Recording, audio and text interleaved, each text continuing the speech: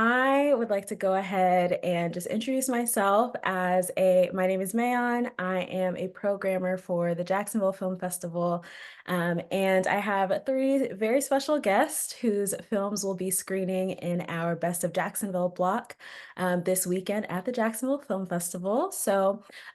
Without further ado, let me just go ahead and introduce them. So first up, we've got Sharon Cobb, who's a professional screenwriter and a member of the Writers Guild of America West. She is also the author of False Confessions of a True Hollywood Screenwriter, which is a novel about the madness of Hollywood. We've also got Michelle Calloway, who is a photographer by trade, but has recently just made this awesome debut as a multi-hyphenate in Jacksonville. So actor, producer, screenwriter. And then we've also got Roxana Lewis, who is with Roxy Dance Productions. And so she is a director, writer, and producer. And she initially entered this world of filmmaking through the door of choreographer. And so she holds extensive credits there as a professional actress, dancer, and director for live theater. Michelle, I wanted to ask you as well about movement in your piece because yours kind of has this like unique there's a unique relationship, especially when you're recovering from any sort of trauma between movement and memory. hmm And in your film, it definitely felt a little bit poetic at times. And so I'm curious how you developed that and if it was always a part of your vision for Belle. It actually wasn't. So that was thanks to our director, Farrell Huntley, who's actually from Jacksonville. She was living here. She had just moved back from Los Angeles during COVID, and we connected, and her background is in dance as well.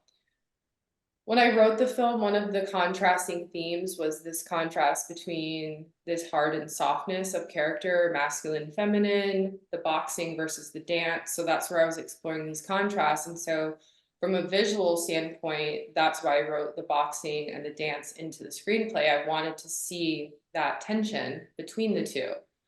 I wasn't really aware and conscious at the time that that's what I was struggling with when I wrote it, that there was this masculine and feminine energy and this hard and softness that I was trying to find a balance through. So when I met with Farrell, her initial recommendation to me was you need to start moving. You need to move. You need to start to dance.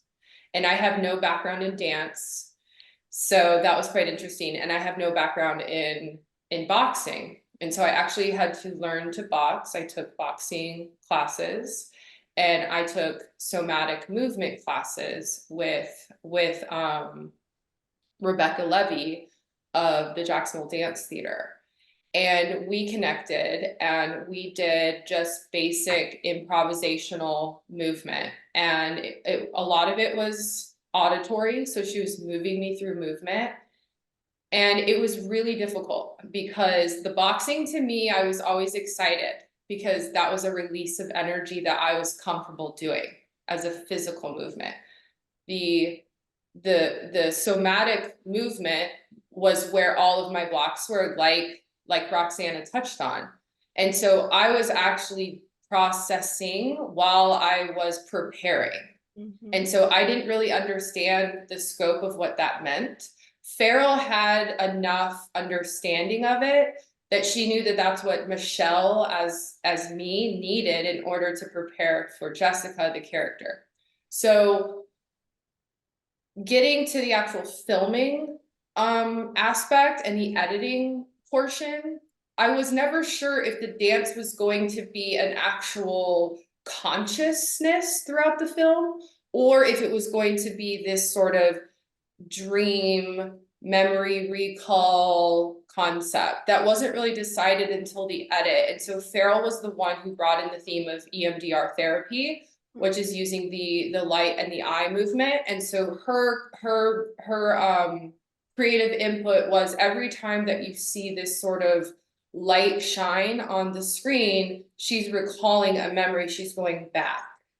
And so the overlay of the movement and the dance is obviously this other place. It's where the healing is happening. It's where she's moving through these things, and she's triggered in reality, and it's taking her to this other place, because you see these points throughout the film where she's triggered and she's hit, and there's all these points where you can feel it, like she hits a wall. And so I think the dance and those sequences is what pulls her out of it. And I really love how she was able to sort of edit that together. But yes, the dance was a huge component of this.